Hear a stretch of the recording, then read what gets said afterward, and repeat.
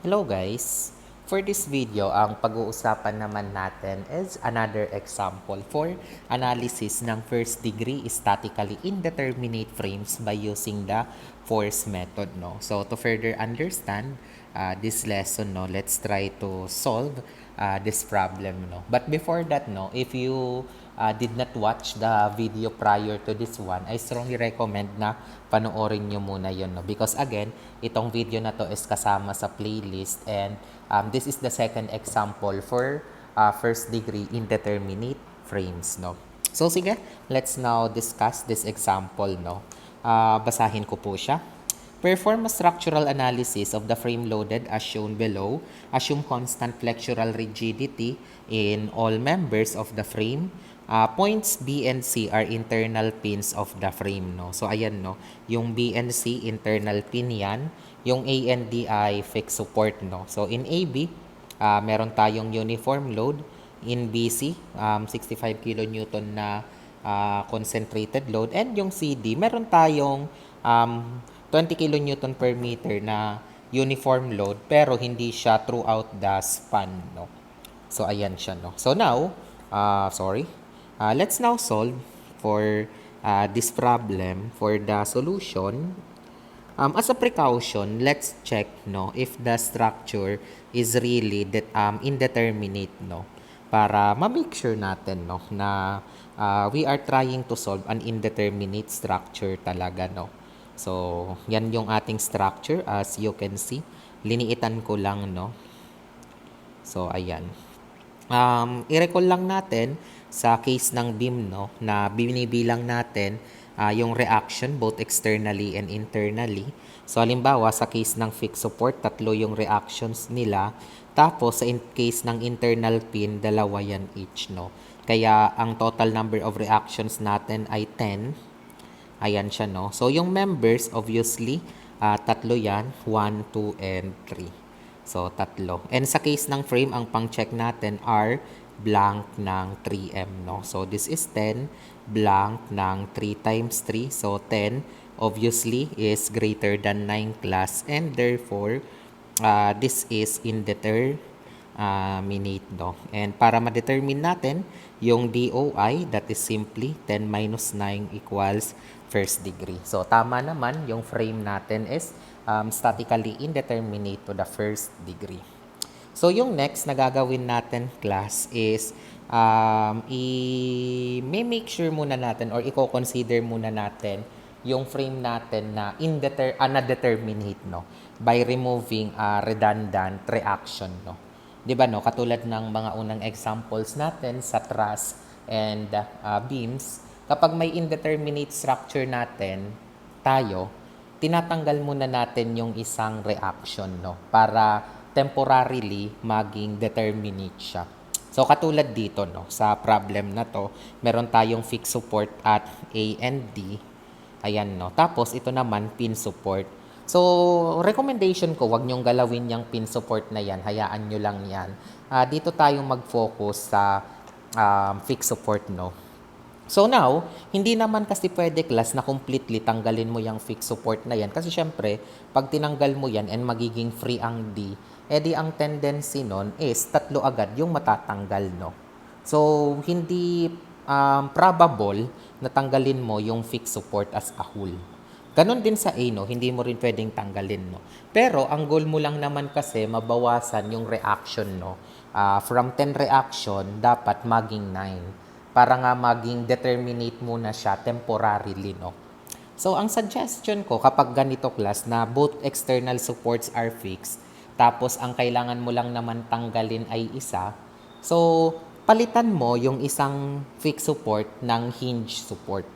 'Di ba, no? Kasi pag ito naging hinge support, 2 na lang to. Tapos ito, 3. Then 2, 2. So, 3 plus 2 plus 2 plus 2, that's 9, no? So, ang mangyayari, inassume natin class na ang redundant dito yung moment reaction kasi yun yung tinanggal natin, no?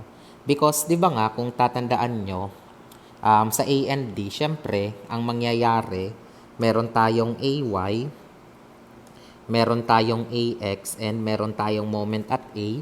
So ganun din dito, DY, dx and moment at d, no? So, ang gagawin ko from hinge support, temporarily, gagawin ko muna tong from fixed support, temporary, gagawin ko muna siyang hinge support. So, therefore, pag ginawa ko tong hinge support class, yung dy saka dx mame-maintain, pero yung moment at d matatanggal muna temporarily, no? Kaya yung moment at d ang magiging redundant natin na reaction, no?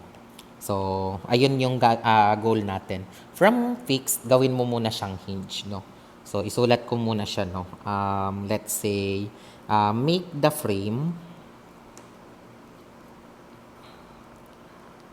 temporarily determinate, ayan, no? Make the beam temporarily determinate by removing one redundant reaction, no? So, yun na nga, say yung moment at D. And therefore, para matanggal mo yung moment at D, hindi mo talaga completely tatanggalin yung support at D. Ang gagawin lang natin, i-change mo yung fixed support at D to hinge. Ayan, no? Kasi nga 'di ba pag fix, ang kanyang reaction ay horizontal vertical moment. Pero kapag hinge, horizontal vertical lang. So in that case, magiging determinate na yung beam natin, no? So i-copy ko siya. Ayan, no? So here, put ko siya dito, no? So ang mangyayari, tanggalin natin yung fixed support at D. Then, papalitan ko siyang hinge support, no?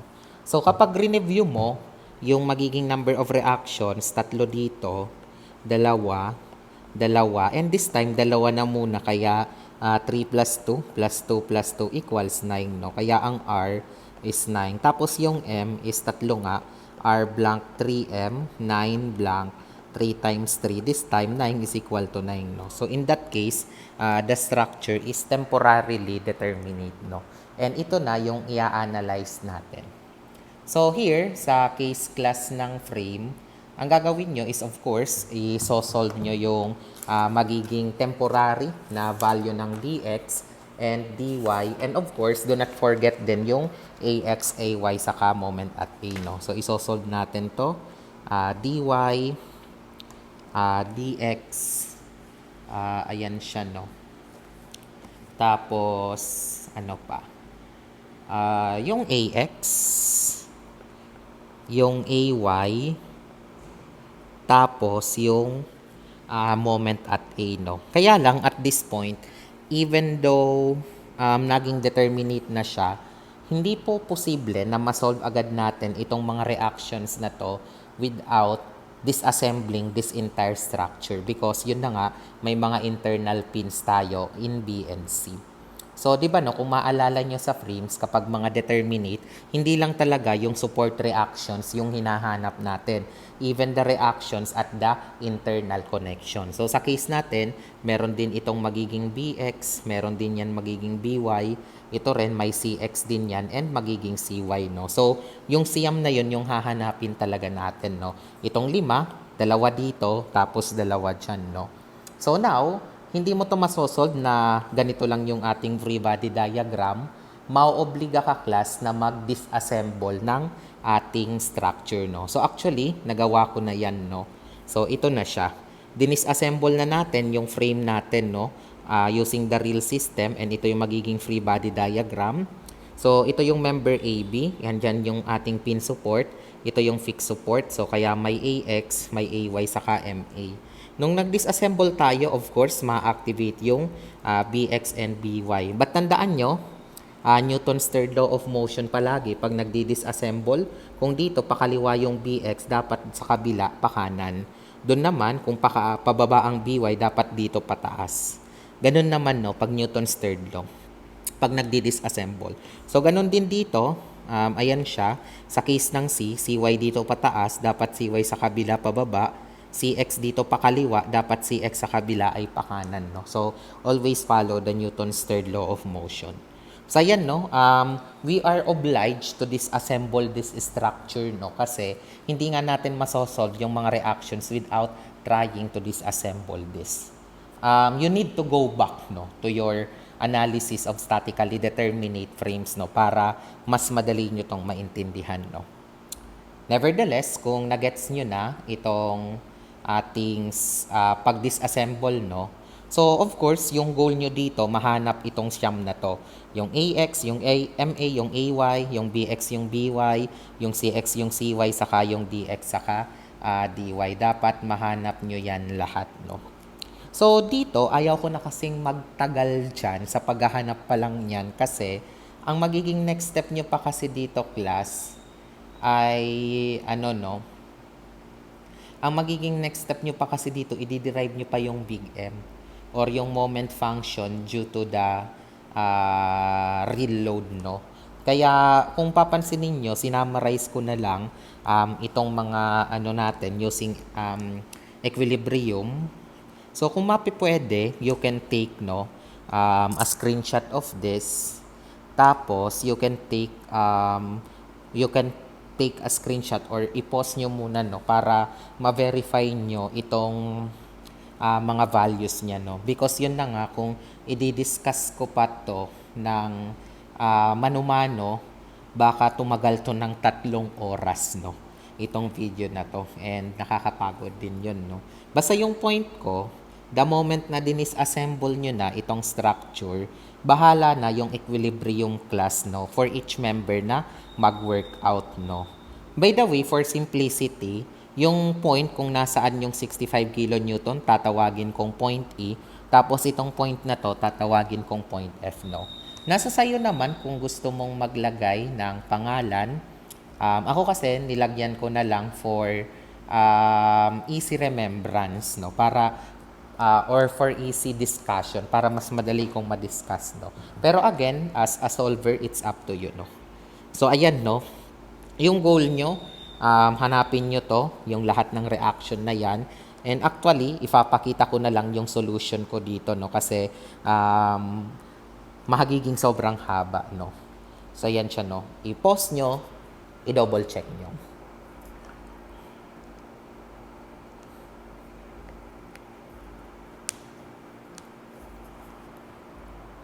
So now, feeling ko naman na check nyo na class no, yung ating solution. So, nag-a-agree na yata kayo no sa mga values dyan. So, para clear, isulat ko na yan dito no. So, yung AX, alam naman natin, o free sa computation, yung AX ay 50 kN.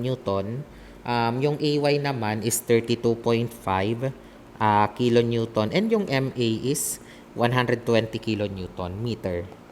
So, yung BY, that's 32.5 kN.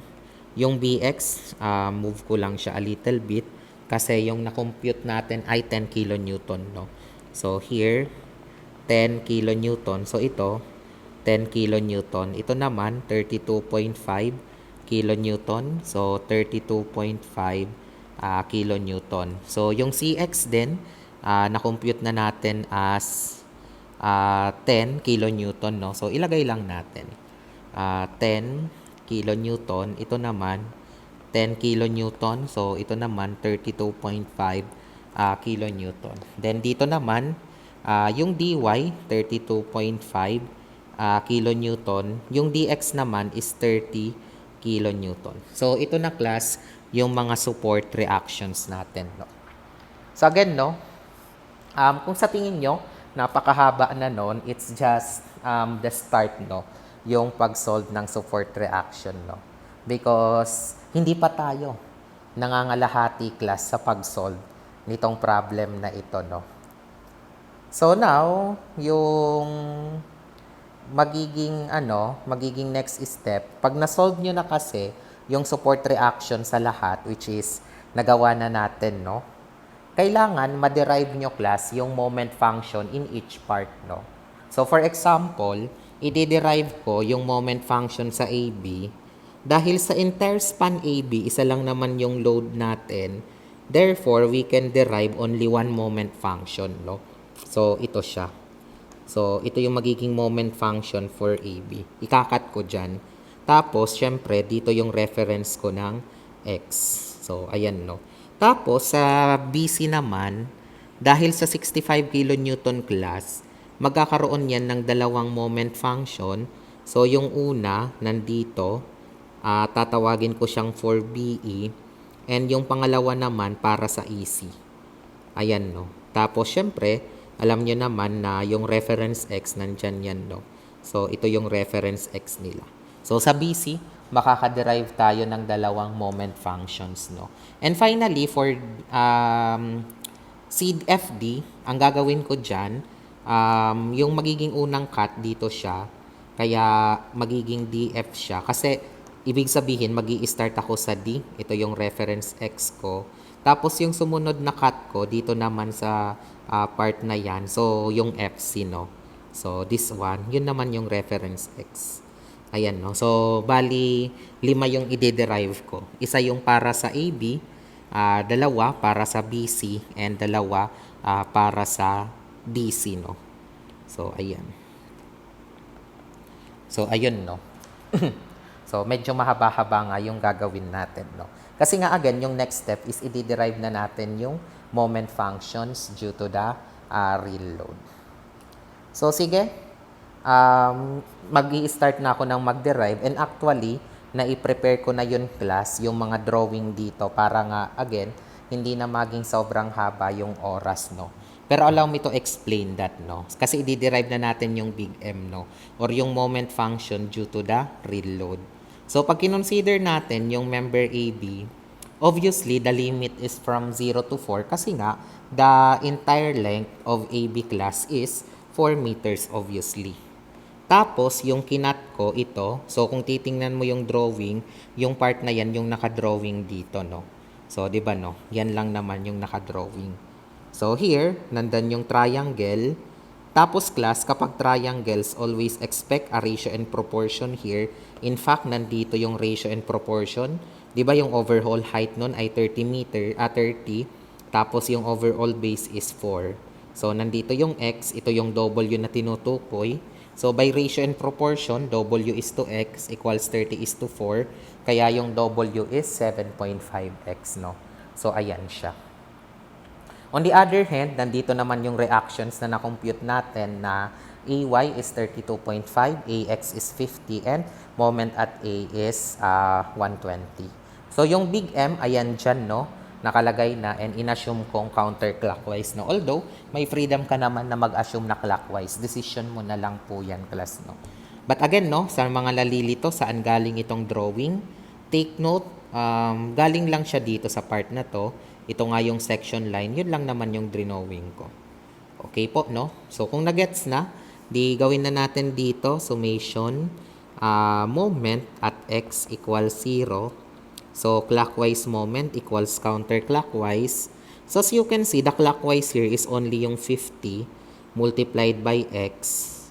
Then, yung counterclockwise, nauuna na yung mismong 120 na reaction. Counterclockwise yan. Tapos, yung triangle, 1/2 ng base, x, yung height, 7.5x.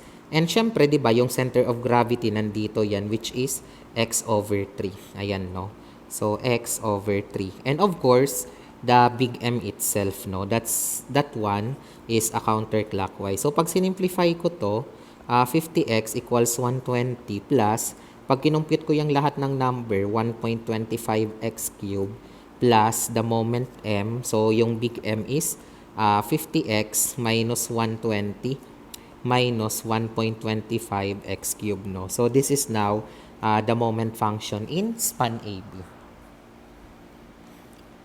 So, yung next na gagawin natin, class, is i-derive ko naman yung moment function for span BC.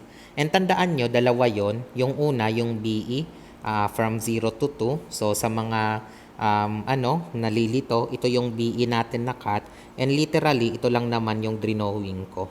So, yung limit is 0 to 2 kasi from B to E, magsisimula ka sa B hanggang E. So, 2 meters kaya 2 siya, no? And extend ko na, pag E to C naman, dapat magsisimula siya sa 2, matatapos siya sa 4. So, from 2 to 4, no? Kaya, di ba, kung papansinin nyo dito sa drawing, Yung BE, 0 to 2. Yung EC, 2 to 4, no? So, sana at this point, no, wala nang nalilito sa pagseset ng limits natin. Nevertheless, ayun na nga yung cut natin, no, ng BE. Yung EC naman sa mga nalilito, again, ito lang naman yon, no? Ayan na, yung mas mahabang part or ito. Ayan. 'Di ba, no? Ito yung BE. Yan muna. Tapos, ito naman yung EC. So, yung part na yan. So, here, nilagay ko na yung lahat ng data.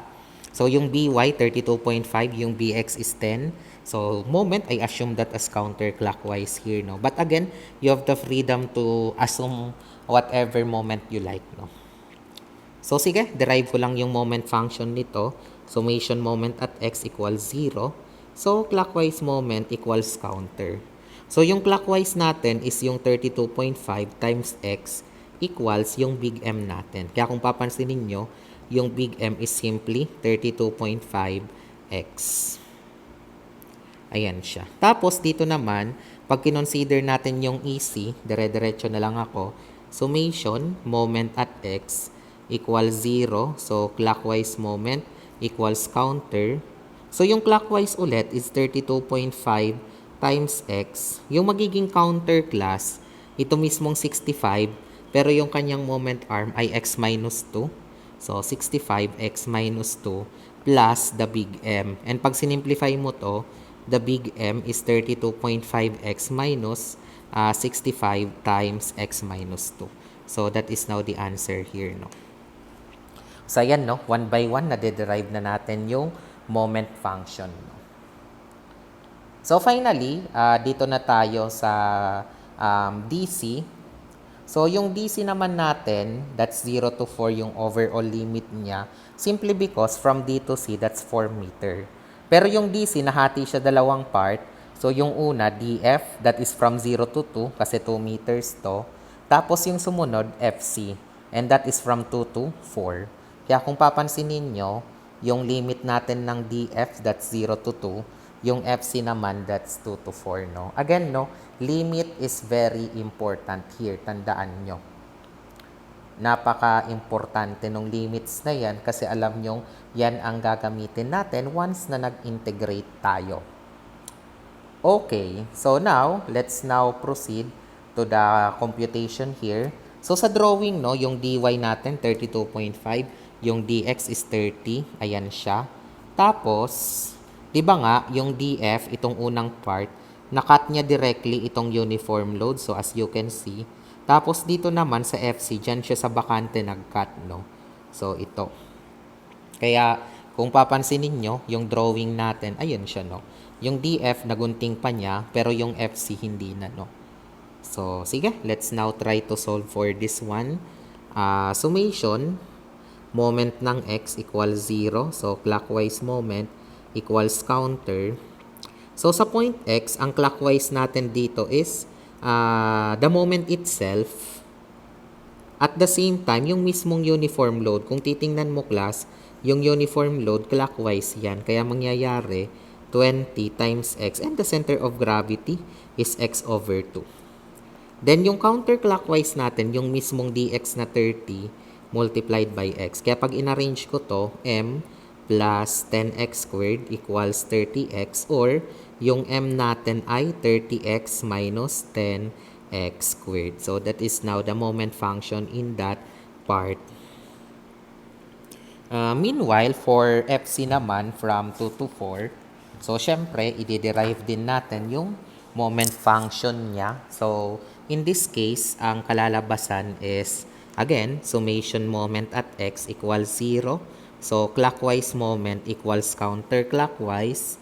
So, the clockwise moment is the moment itself. Ito, no? Clockwise siya. Tapos, yung mismong uniform load, clockwise din to. Pero at this time, kung papansinin mo, it's already 20 times 2, no? So, 20 times 2. And the center of gravity for that is here. Alam naman natin ang kalahati ng 2, 1 meter. So, ito, x. Kaya, syempre, this one is x minus 1, no? Kaya, ayun siya. So, x minus, siguro 1/2 ng 2 for simplicity. So that is now the clockwise moment. For the counterclockwise, that is 30 times x obviously, no? Wala namang iba. Yung dy, as you can see, it will not affect the moment kasi nga it will pass directly through x. So pag sinimplify ko to, yung m plus 40 x minus 1 equals 30x. So pag sinimplify ko yan, m equals 40, m plus 40x minus 40 equals 30x. So here, m equals 30x minus 40x plus 40. So pag sinimplify ko siya further, 30x minus 40x, that's negative 10x plus 40, no? Or, pwede mo siyang i-rearrange na lang na m equals 40 minus 10x. Pwede na yan as simplification na, no? So, ayan, no? Na-derive na natin yung mga moment functions natin, no? Or mga big M. So, tandaan nyo, actually, hindi pa pala tayo nakakalahati, no? Alam kong napakahaba nito, pero, again, hindi pa talaga tayo nakakalahati, no? Kasi nga, ang kinonsider pa lang natin dito, class, tandaan nyo, is the real load. So, ayan, no? Real load pa lang tayo. So, this time, kung nagets nyo na yung lahat ng ginawa natin dito, no? Yung paghahanap ng reaction, ayan siya, no? Kung gusto nyo i-screenshot again, no? Sige lang. So, hanggang sa paghahanap ng mga moment functions due to real load, this time, we will now go to the virtual system. So, ayan siya, no? So, alam nyo naman na pag virtual system, we simply use the same geometry of the load. The only difference lang dito, class, is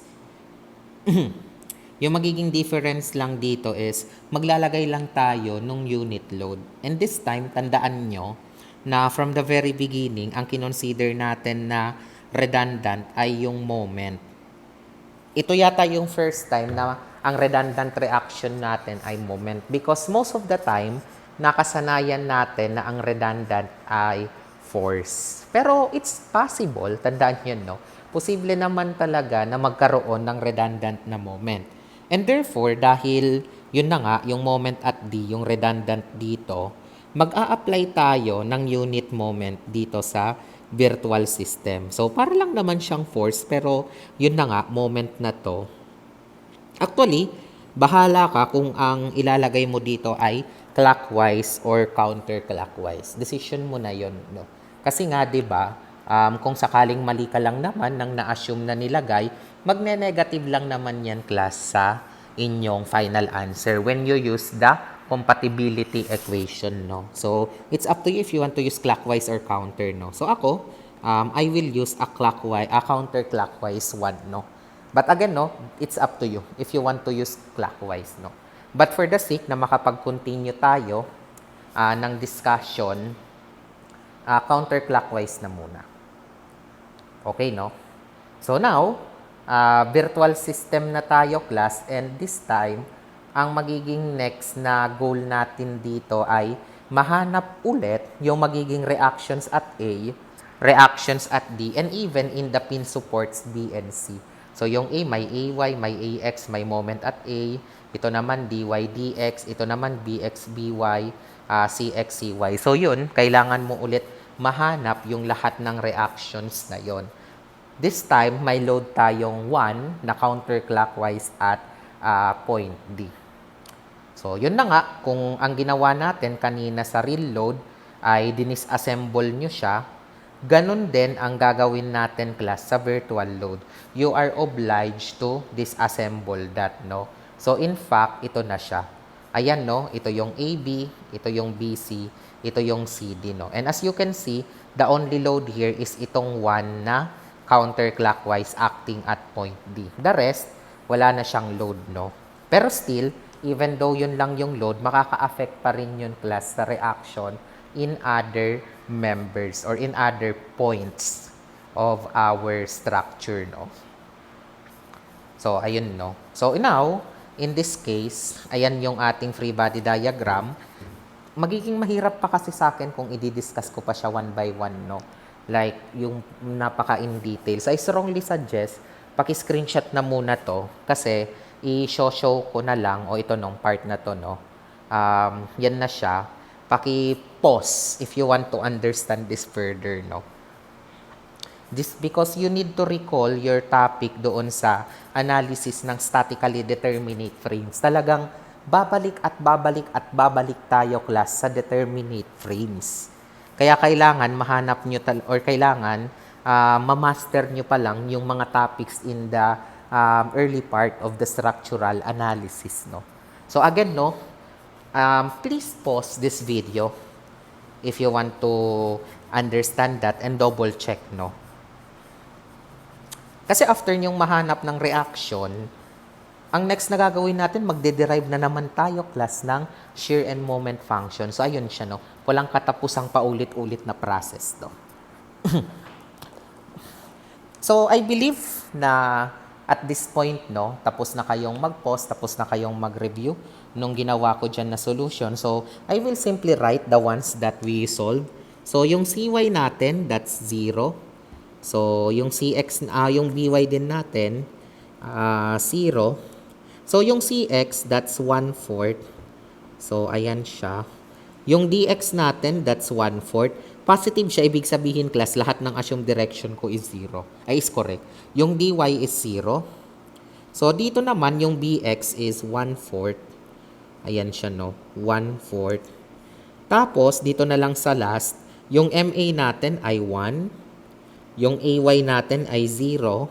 And finally, yung AX natin ay 1/4, no? So, ayan, no?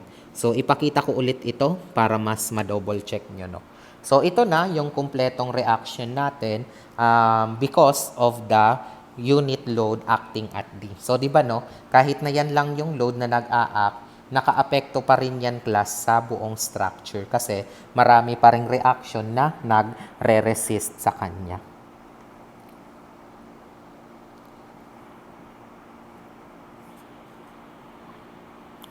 Okay. So now, at this point, kung sa paningin nyo, na-review nyo na ng maayos ito, ang magiging next step na dito is, yun na nga, i-derive na natin, class, yung small m. Diba, no? Yung small m is just the moment function due to the virtual load, no? So, ayan siya. And take note, no? Here, tatlo lang na beses tayo magkakat kasi sa AB, as you can see, yung AB wala namang load sa gitna niya. Kaya diretso lang to, no, for member AB. Tapos sa BC naman, as you can see, wala naman na load sa gitna niya. Tapos sa DC, wala naman load sa gitna niya. Kaya tig-iisa na lang siyang M, no. Pero class, no, meron tayong ano dyan, no, meron tayong art ng pagkat. Dapat kung dito sa real load, di ba, no, kung maalala nyo sa real load, pag ganito yung AB natin, dapat pagdating nyo sa virtual load, pag ganito din siya. Consistent ka dapat, no? So, ganun din dito sa real load, kung yung cut natin dito sa BC, even though dalawa yung cut, pero consistent siya ng direction, dapat ganun din dito, no? So, hindi pwedeng magsalisi ka na ng direction kung trip mo lang. Dapat very much consistent ka doon sa real saka sa virtual system, no? Tapos, finally, ito, no, ano siya, facing down. So, yung dalawang yan. Dito kasi isang cut na lang is sufficient, pero yun na nga, facing down. So, you need that consistency. On the other hand, once na derive na natin yung M, halimbawa, allow me to focus on AB. So, ayan na, no, ito na yung cut natin for the AB class. Kung mapapansin nyo, nilagay ko dito counterclockwise, no.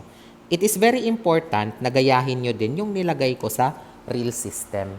So, ang point is, kung anong ginawa mo sa real system, yun din dapat yung gawin mo exactly sa virtual system. Be consistent. So, ganun din dito sa BC. BC is counterclockwise, kaya kung papansinin nyo, on both case, ito counterclockwise, yun din naman counterclockwise. Tapos, finally, dito sa DC, that's clockwise. So, kung papansinin mo, clockwise din siya. So, consistency is very much important here. Wag na wag ko yung magkakamali dito. So, sige. Ayan, no? So, i-derive ko na lang yung M kasi ito, no, sa AB, 0 to 4 siya. As you can see, it's just derived here, yung pagkakat. So, syempre, obviously, kinapi ko lang yung reaction dyan. So, ito na siya. Ayan, no.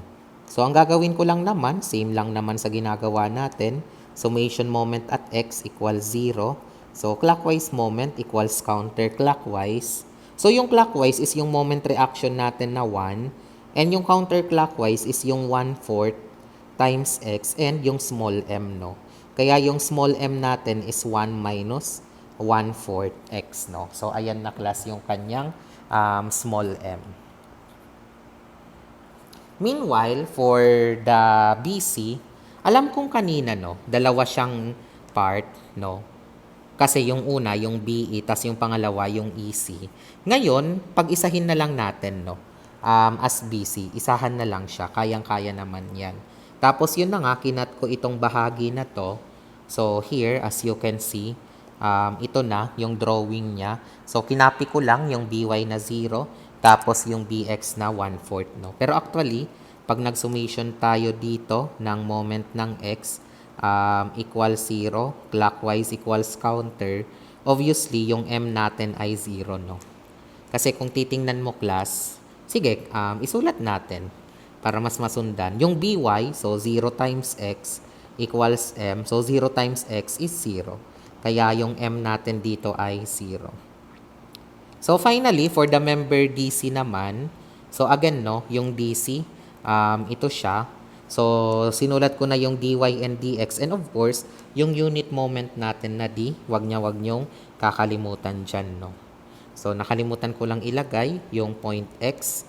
So here, summation, moment at x equals 0. So clockwise moment equals counterclockwise. So ang clockwise natin is yung dx na 1/4 times x, di ba, no, ito. Tapos yung tapos yung moment mismo, ayan, no, kung no, ito, clockwise siya, tapos ito clockwise. Ang counterclockwise natin yung mismong 1, no. Kaya yung m natin is 1 minus 1/4 x. So that is now the small m. So i-flash ko lang siya, i-zoom out. So this is now the small m for member AB from 0 to 4 kasi 4 meters yung length nun. For member BC, that's the moment function, 0 to 4. And for member DC, that's the moment function din again from 0 to 4. Okay po.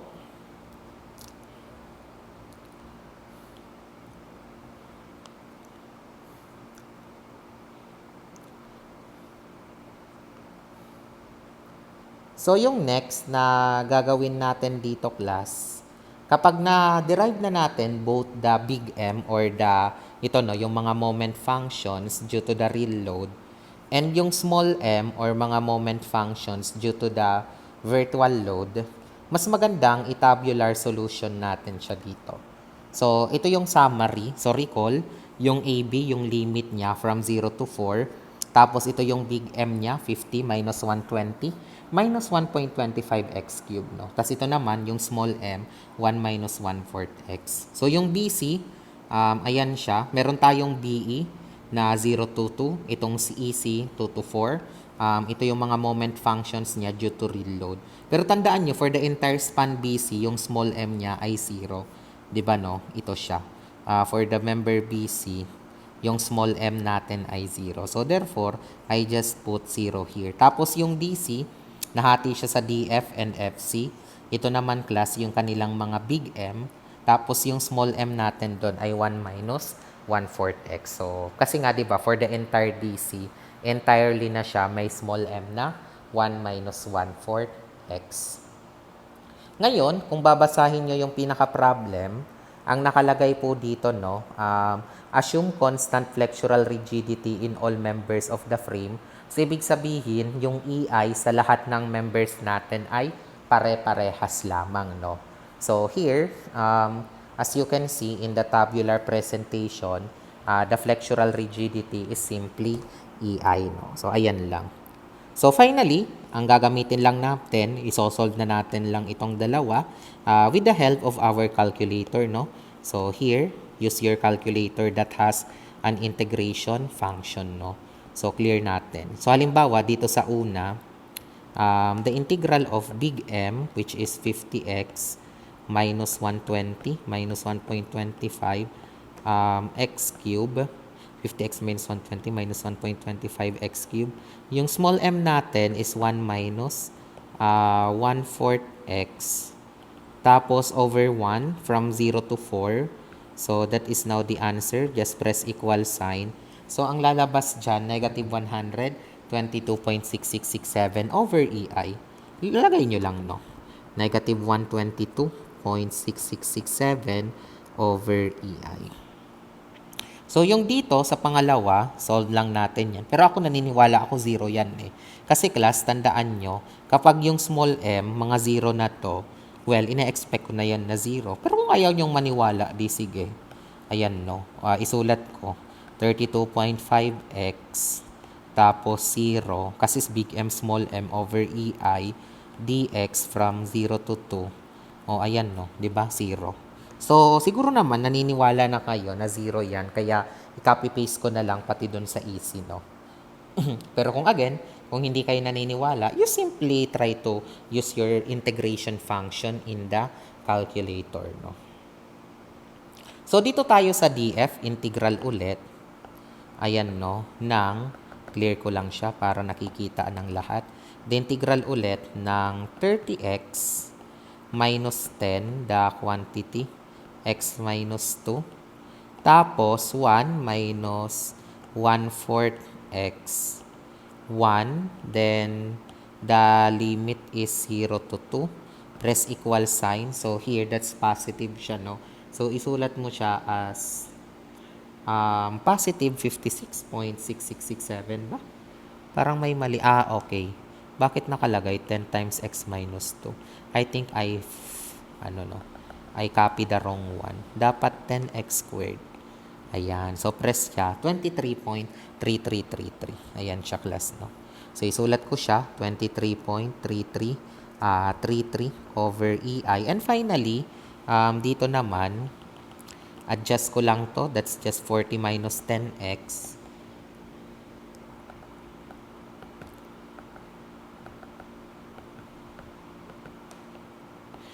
minus 10x, 1 minus 1/4 x dx from 2 to 4. Ayan, no? Press equal sign. So, yun na nga. The answer here is 6.6667 over EI. So, dito naman sa last part class, syempre ito, the integral of m squared. So, madali lang naman yan. So, halimbawa ito, 1 minus 1/4 x. Kasi small m squared lang naman over EI. Then, from 0 to 4. Ayan, no? So, sa nalilito, no? Nandun yung limit natin, no? Ito, 0 to 4. Press equal sign. So, ang sagot dito ay 1.3333 over EI, no? Tapos, dito naman, ine-expect ko to class na 0 because tandaan nyo, no, na naka-m squared tayo, no? So, yung small m. And since yun naman ay 0, so 0 squared is still 0. So, wala kang i-expect dyan. So, dito sa last part, ito, no, 1 minus 1/4 x squared, m squared, tapos 0 to 2 siya. So, here, palitan ko lang to. So, from 0 to 2. So, ang sagot, ito naman, 1.1667, no?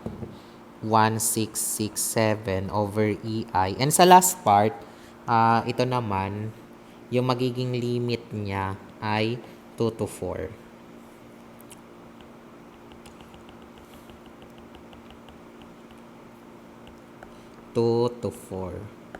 So, ang sagot dyan is 0.1667. So, ayan. So, 0.1667 over EI. So, ayan na siya, class, no? So, ngayon, dahil ang redundant natin ay moment, tandaan nyo, no, yung unit na nilagay natin, hindi naman unit force, kundi unit moment. Kaya ang gagamitin ko dito ay phi1, ay theta 1, no? So, yung theta 1 is literally the sum of this. On the other hand, dito naman, theta p. So, yung pinagkaiba lang, instead of using theta, ay delta, theta yung ginamit ko, no? So, i-add mo siya. So, dito, pag in-add natin, negative 92 0.6667 over EI. Dito naman sa kabila,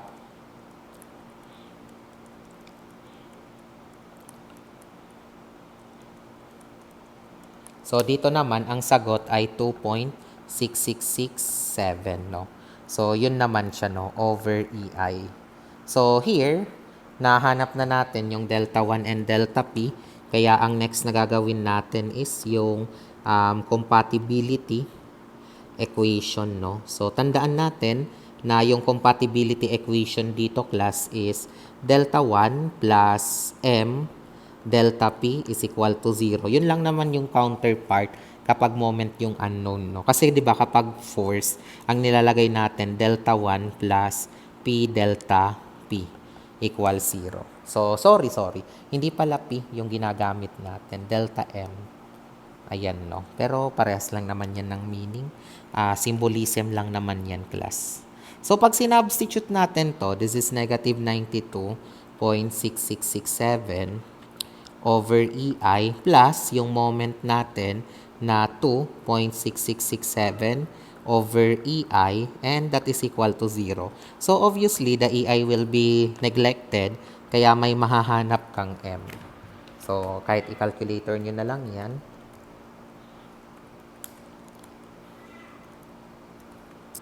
So, the answer here is 32.75, no? 34.75 kilonewton meter, no? So, that is now the moment. And kung papansin niyo, positive siya. So, ano yung magiging conclusion natin? Tandaan nyo na from the very beginning, ang redundant na dineclare natin dito ay yung moment at D. Ayan siya, no? So, yun yung dineclare natin na moment. And therefore, yung sa unit load naman, yung nilagay natin ay counterclockwise siya. So, ang ibig sabihin nito, class, pwede nating sabihin na yung moment at D ay counterclockwise kasi positive siya, nag-agree siya doon sa inassume natin na direction. So, moment at D is 34.75 kilonewton meter counterclockwise. So, ayun siya, no? Again, no, sa nalilito, bakit counterclockwise? Positive kasi to, therefore, nag-agree siya doon sa assumption natin na direction. And ano ba yung inassume natin na direction ng unit load? From the virtual system, counterclockwise. Kaya, i-adapt na natin yung na-compute natin, no? So, ito na, no, yung kumpletong way ng pag-determine ng moment at D. And therefore, babalik na tayo, class, sa original structure natin. So, pag sinabing original, binalik ko na yung D as a fixed support. Ayan na siya, no? Naka-fixed support na po siya, class. But, still, it is a frame, no? So, therefore, kailangan i-analyze nyo din ito ulit. Ang pinagkaiba lang, may nilagay na tayo ditong counterclockwise na moment at D na 34.75. Kasi, yun naman talaga yung na-compute natin from the start. So, here, babalik ka ulit dito, class, sa pag-disassemble. So, mauobliga kang mag-disassemble dito kasi nga, kailangan masolve nyo ulit itong AY, AX, moment at A, DY, DX, and even the pins at PNC. Kailangan masolve nyo ulit sila. So, again, by disassembling the original structure, so ito yung moment at D, yun lang naman the only thing na alam natin kasi, tandaan nyo, because of this redundant, mababago na yung mga reactions dyan. And therefore, kung ano naman yung makompute nyo ngayon, yun na po, class, yung totoong value. Nakukuha po, no? Kung ano naman ang makompute nyo this time, yun na yung totoong values ng reaction. So, I request you to take a screenshot of this.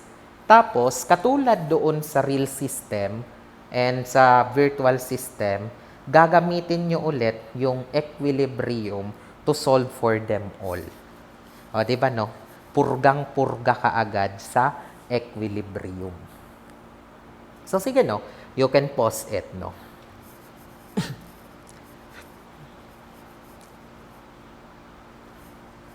So, now, I assume tapos na kayong mag-solve ng mga reactions na yan. So, ipakita ko sa inyo yung solution ko. So, ayan, class, yung solution ko dyan, no? So, ibig sabihin, yung CY 32.5, yung BY din 32.5, yung CX this time 18.6875, pa-double check nung ginawa nyo no, na solution nung nag-pause kayo. Yung DX is 21.3125, yung DY is 32.5, yung BX is 18.6875, yung moment at A is 85.25, yung AX is 41.3125, and yung AY is 32.5. So, those are now the reactions, no? Again, no, ito yung ating equilibrium, no? So, palaging gagamitin nyo. And notice pala, class, para hindi kayo malito, bigyan ko kayo ng tip, no? Kung ano yung arrangement nito sa real system, tingnan nyo to, no? From BC to CD to BC, again to AB, and even the arrangement of summation, kung nauna yung moment, sunod ng FY, kung papansinin nyo, it's always consistent dito pa lang. Ayan, no? So, yung arrangement, consistent na. Kaya para hindi kayo malito, kung ano yung sinimulan nyo sa real system, yun na yung gawin nyo. Huwag na kayong papalit-palit pa. Even in the virtual system, no? Pag tiningnan nyo itong virtual system, yun din yung manner kung paano siya naka-arrange, no? Kaya, that's a tip that I can give to you, no? Kung saan ka nag-start na, kung ano yung process mo ng pag-solve ng reaction sa real system na temporary, yun na din yung gawin mo sa virtual system. And, of course, yun na din yung gawin mo dito sa original na load, no? So, ayan siya.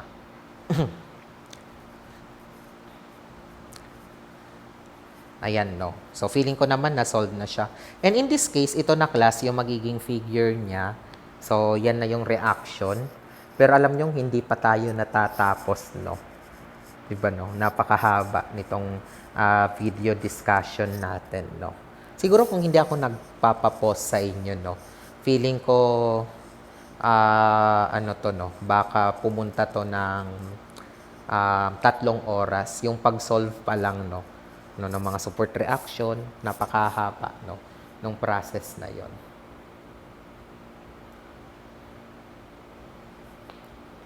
So now, ang magiging last step na lang kasi dito, class, sa analysis natin is, syempre, kailangan i-drawing na natin yung shear and moment diagram ng kada parts ng frame natin, no? So, that will be the last part, no? So, sige, mag-start na tayong mag-drawing. Sinulat ko na yung mga reaction for your convenience.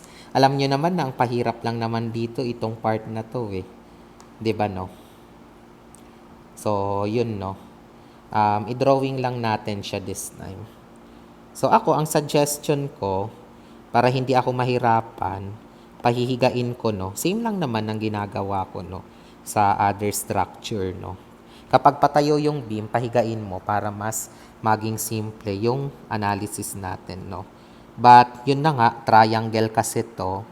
So, unfortunately, magiging challenging yung magiging solution natin, no? But, we need to do that.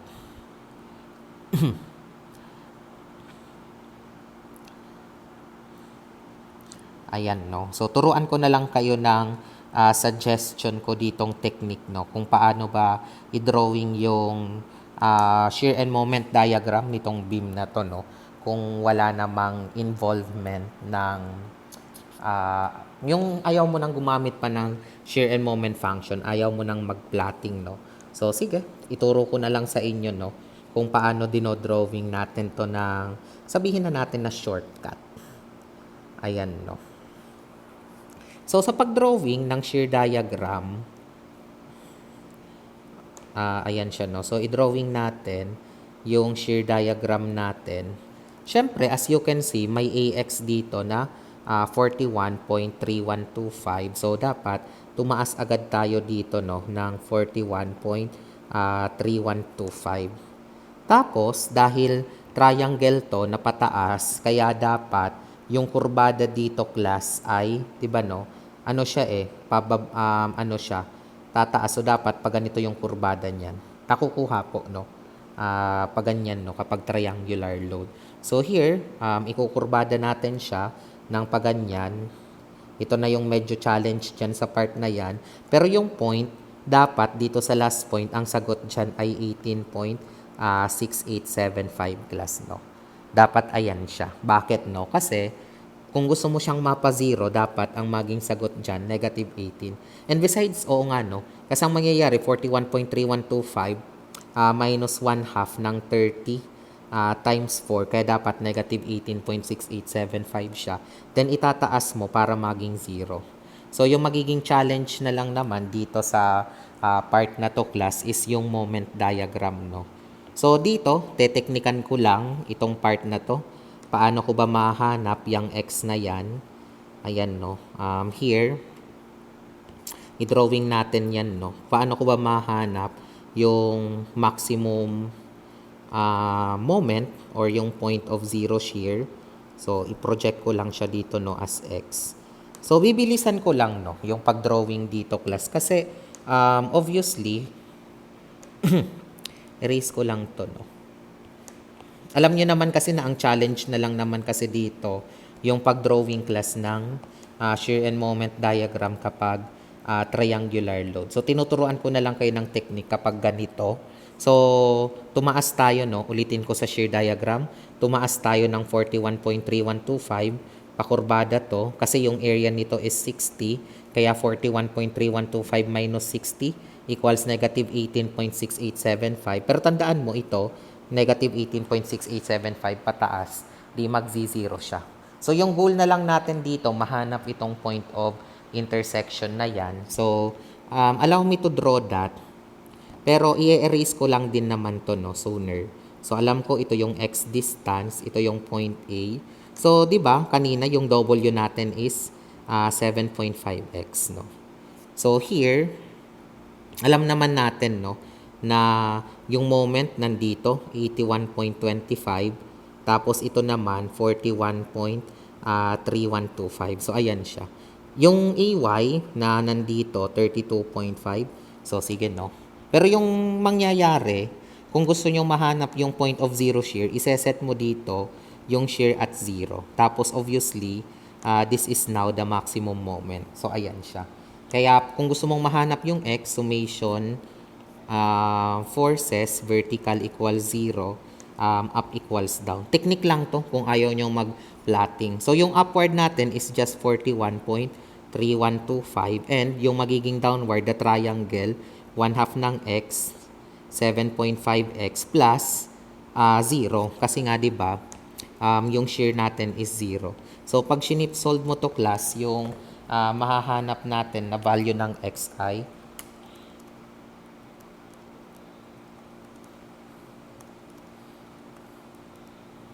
ang sagot ay 3.319, no?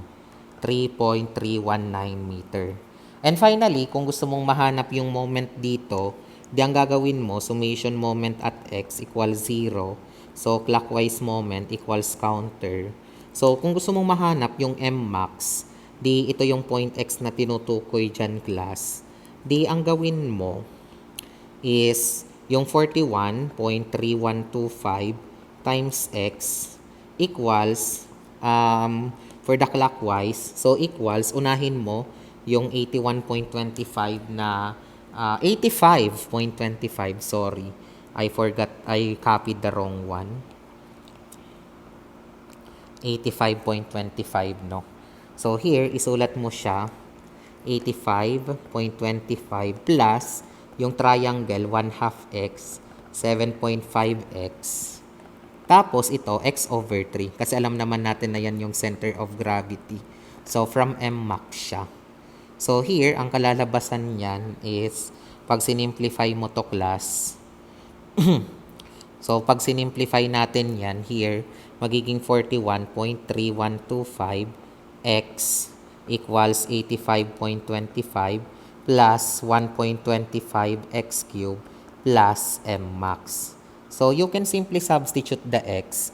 So, 41.3125 times 3.319 equals 85.25 plus 1.25 ng 3.319 plus m max. And yun na nga, kayang-kaya nyo ng masolve yung Mmax. Tandaan nyo na lang na the point of zero, iseset nyo lang yung shear as 0 para mahanap mo yung x, then isa-substitute nyo siya doon sa moment, no? So, ito yung paraan kung ayaw nyo nang mag-plotting, no? So, valid ito.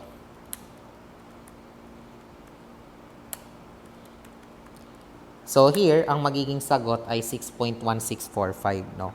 So, isulat ko siya. So, 6.1645 kilonewton meter. So, ibig sabihin, pag drawing natin class, yung moment diagram nito, so, ayan, no? Obviously, sa case ng moment, magsisimula tayo na pababa because, di ba, yung naka-apply dito na moment is a counterclockwise moment. Kaya dapat magsimula tayo at negative 85.25. However, yun na nga, alam natin magpipik siya dito. And alam nyo naman na kapag pin support, wala siyang moment. Kaya dapat, pag drawing mo na to, pag ganito na lang siya, gawin mo na lang siyang simple.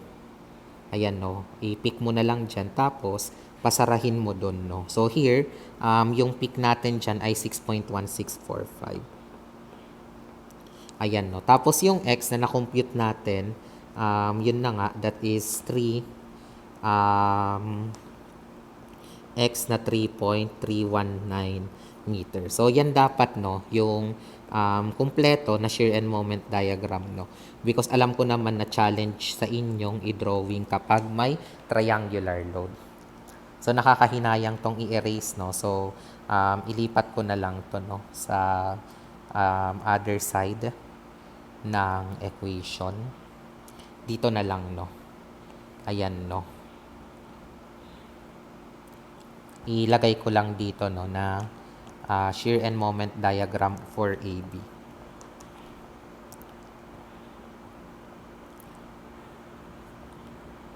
Ayan. So now, i-erase ko lang to, no, kasi dapat magkaroon pa ako ng space. On the other hand, kapag tapos ko na din kasi itong ma-sketch, kalimitan, pinapahiga ko to. So, ayun siya. Balik natin siya sa kanyang original na anyo, kumbaga. Itaas ko lang siya ng saglit, no? Pwede naman dito para hindi sayang sa space. Ayan, no? So, erase ko na lang to, no? Tapos, alam natin na 30 kilonewton per meter yan. So, ayan, no? Yung next na idodrawing natin, itong BC, well, yung BC, hindi naman to mahirap i-drawing class, sa totoo lang. Kasi kapag, ibaba ko to. Ayan, no? Para mas marami tayong space. So, yung BC, sa totoo lang, madali lang tong i-drawing dahil, as you can see, ano lang naman siya, uniform, concentrated load. Tapos, 32.5 din naman, no? So, kahit nga dire-diretso na tayo dito, no, ng pag-drawing. So, halimbawa, no, for the shear diagram, ayan, no. So, as you can see, may pataas na 32.5. Tapos, dire-diretso lang to. Then, 32.5 minus 65, edi dapat negative 32.5. Then, dire-diretso lang. Then, may pataas na 32.5. So, magzi-zero siya. Pero, syempre, needed natin yung mga area na to. So, ito, 32.5 times 2, that's 65. Ito naman, negative 65, no. So, lagyan mo lang ng tuldok-tuldok. Ayan siya, no, para mahanap nyo. So, finally, for the moment diagram, ayan siya. So, magsisimula tayo sa 0. And 0 plus 65, obviously, that's 65. Tapos, 65 minus 65, that will go back to 0, no? So, this is now the complete shear and moment diagram for BC. So, finally, for CD, ito na siya. Para mas madali, ko na lang to, no? Ipahiga ulit. Same dun sa mga ginagawa natin, no? Na mga other structure, no? much better kapag pinahiga natin, no? Tapos, ipatayo na lang natin later on, no? So, yun. Kanya-kanyang diskarte dito.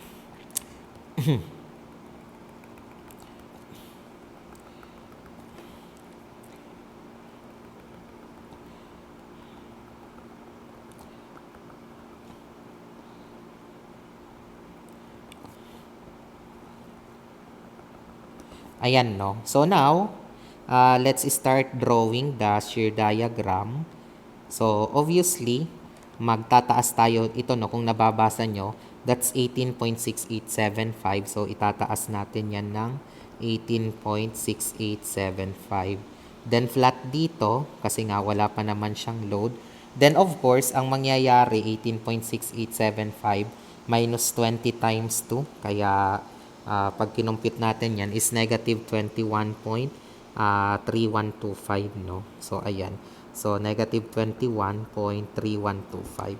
Then, of course, may pataas na 21.3125. So, that will be set to 0, no? So, of course, do not forget na may moment diagram pa tayo dito. But, before tayo mag-moment diagram, obligado tayong mahanap yung distance na to, no? And I will entrust you to just do the ratio and proportion na lang for me. 'Di ba, no? Kayo na bahala niyan. So, pag relation proportion ko kasi yan, ang magiging sagot dito ay 0.9344, no? Ito, no? 0.9344. Tapos, ayan, no, liitan ko lang. Ito, no, 0.9344. Tapos, yun naman, pag sinolve ko to, that's 1.0656, no. So, needed kasi natin yan para mahanap yung mga areas. So, ito, 18.6875 times 2. So, ang area dito, 37.375. Tapos, yung triangle naman na 1/2 ng base, 0.9344, tas height 18.6875. So, yun naman, i-ano ko na lang, no? This is 8.7308. And dito naman, that's always negative na, no? So, 1/2 ng negative 21.3125 times 1.0656. So, ang sagot, negative 11.3553. So, ayun siya, no? So, that will be the guide, no? Na mga areas. So, again, no? Just recall your shear and moment diagram for these frames, no? So, here, wala naman tayong starting moment. So, syempre, magi-start tayo sa 0 for the moment diagram. So, 0 siya. Tapos, plus 37.373. Kaya, ang sagot ay 37.373. Then, of course, yung 37.373 plus 8.7308. Kaya, ang lalabas dito, no, magiging 43.1038. Then, syempre, minus 11.3553. Ayan siya, no? Minus 11.3553. So, ang lalabas dyan is 34.75. Sorry. I made a mistake, no? Dapat, may apologies. 373. Ito, no? 37.373 plus 8.7308. So, ang sagot, dapat 46, no? Ayan, no? So, 46.1038. Then, yun na nga, minus 11.3553. So, ang magiging next dyan is 34.75.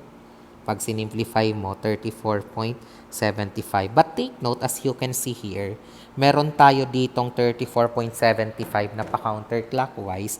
And kapag counterclockwise, bigla siyang bagsak. Diba, no? Ganun naman yung rules niyan. So, 34.75 minus 34.75 is equal to 0.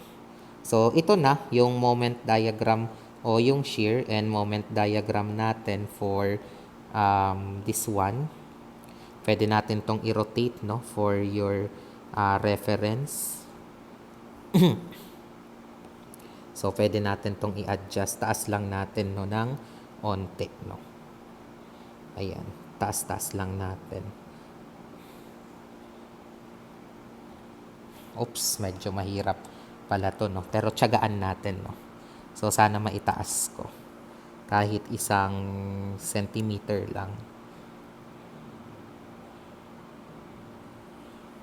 Ayan. Isang block na taas. Okay? So, ayun na class, no. Na-drawing na tapos ito, no. Ang pangit kasi na nandyan siya. Gitna ko lang.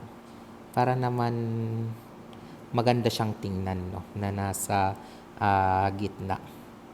Ayan. O, diba, no? Aesthetic is very important in structural theory, no. So, ayun. So, ito na class, yung shear and moment diagram, no. Lagyan ko lang siya ng mga boundary lines para at least alam nyo, no, kung alin yung pinag-uusapan natin, no. So, ito yung shear and moment diagram ng member AB. Ito naman yung member BC and yung member CD. And as you can see, kaya nyong ma-determine both the maximum shear and the maximum bending moment at each point, no. So, let's make a summary na lang of the analysis. Ito, no, i-move ko muna siya. Kasi alam nyong guide ko lang naman to kanina, no. Ayan, so move ko lang to. So, pag summary, isulat na lang natin lahat, no? So, summary of structural analysis.